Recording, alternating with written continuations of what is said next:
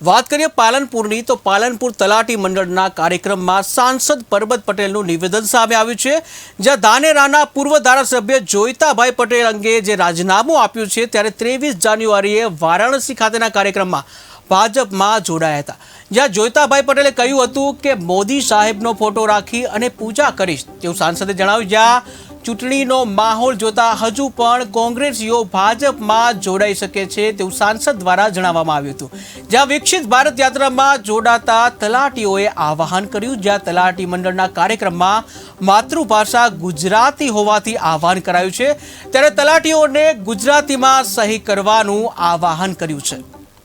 જોઈતાભાઈએ અમારો વારાણસી કાર્યક્રમ હતો, આપણું બનાસ કેટરફિલ્ડનું દેશના લોકલાડીલા પ્રધાનમંત્રીના હસ્તે લોકાર્પણ હતું। એ વખતે જ જોઈતાભાઈએ મોદી સાહેબને કીધું હતું કે હું આજથી હવે દરરોજ તમારી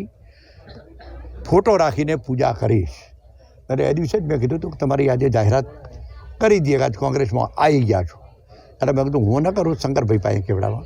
પણ મને કહે તમે મારી જોડે બેઠા હતા ને એ દિવસે 23 તારીખે આ જોઈતાભાઈએ નક્કી કર્યું હતું। અત્યારે જો મિત્રો